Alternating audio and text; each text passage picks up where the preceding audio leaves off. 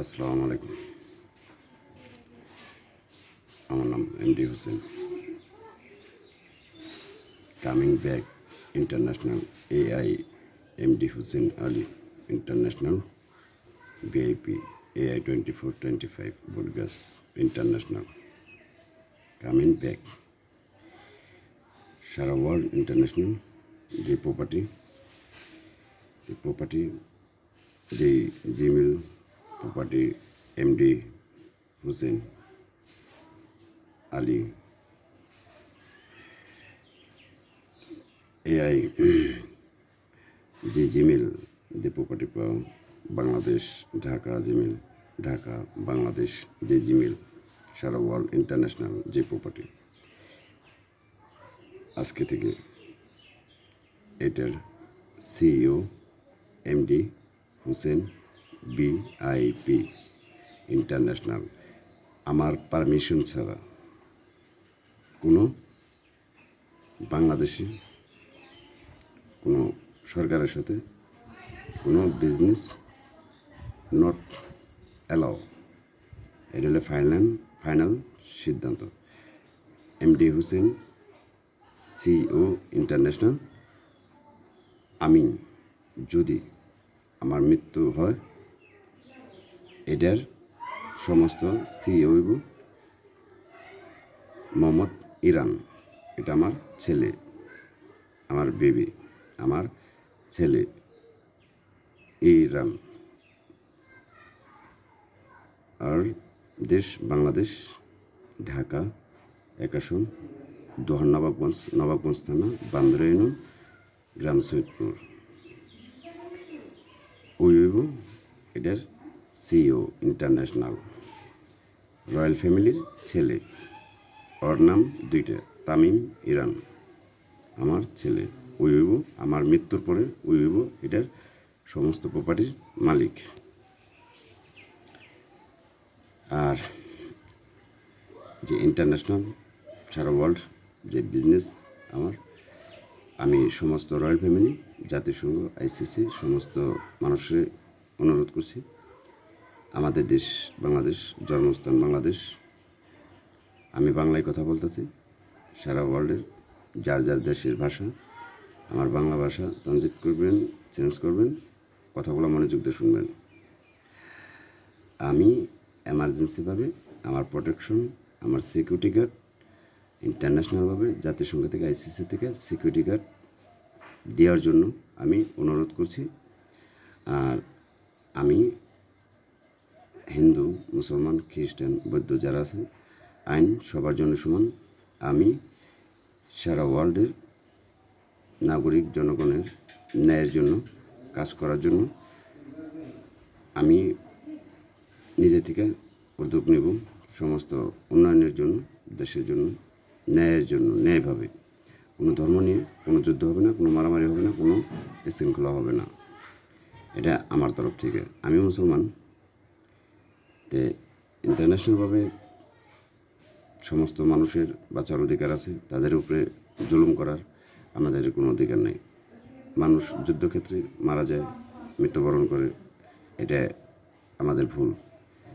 মানুষ যখন মারা যাবে এটা একমাত্র উপর আল্লাহর ইচ্ছা। তে এগুলো আমরা এই যুদ্ধক্ষেত্রে এই মানুষ মারা এইগুলা বন্ধ করি সবাই। আরেকটা কথা, বাংলাদেশের গভর্নমেন্ট ন্যায়ের জন্য কাজ করার জন্য সবাইকে আমি অনুরোধ করছি। যারা শিশু অপহরণ করতেছে বাংলাদেশে, ন্যায় হিসাবে ইসলামী ধর্মে শিশু অপহরণ করা, নারী নির্যাতন করা, এদের মামলার আসামি চাক্ষুষ প্রমাণ নিয়ে তদন্ত করে ডাইরেক্ট এর ফাঁসি রায়। কোনো নারীর উপরে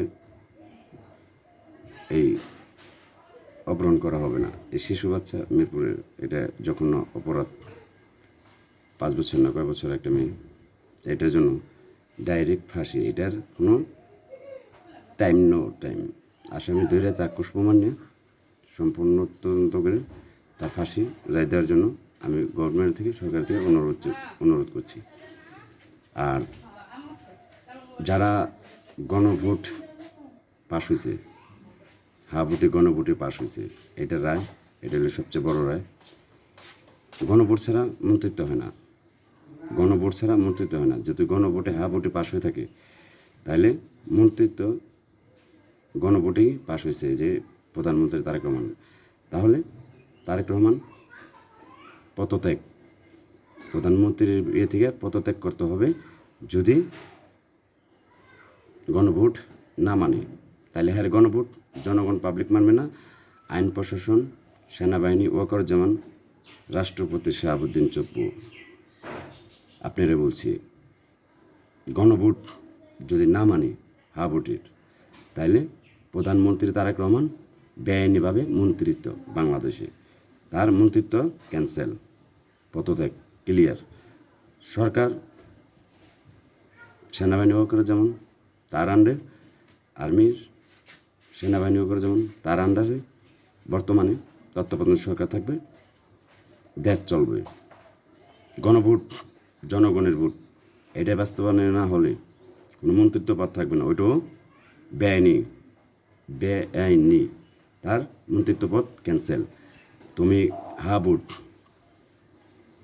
ভোট পাশ করে তোমরা এটা ছলনা করছো, মানুষ জনগণের সাথে বেইমানি করছো। তার মধ্যে জনগণের সাথে, বাংলাদেশ জনগণের সাথে যে বেইমানি করা, তাহলে তুমি যে দেশের সাথে বেইমানি করবা না, এটার কোনো নিশ্চয়তা নাই। তার জন্য সালাউদ্দিন বিএনপির সে পদত্যাগ, বাংলাদেশ সরকার পদত্যাগ তারেক রহমান। আর দেশ সেনাবাহিনী ওয়াকারুজ্জামান জনগণের ন্যায় বিচারের জন্য কাজ করার জন্য অনুরোধ করছি। প্রধানমন্ত্রী গণভোটে হা ভোটে যদি না মানে, রায় না মানে, তাহলে প্রধানমন্ত্রী তার পদত্যাগ, হ্যাঁ ওইটাও প্রধানমন্ত্রী ক্যান্সেল। রাষ্ট্রপতি ডক্টর ইউনূস, বাংলাদেশের রাষ্ট্রপতি ডক্টর ইউনূস, এটা হলো ফাইনাল ডিসিশন। প্রধান রাষ্ট্রপতি ডক্টর ইউনূস যা বলবে সমস্ত ওয়াকারুজ্জামান সেনাবাহিনী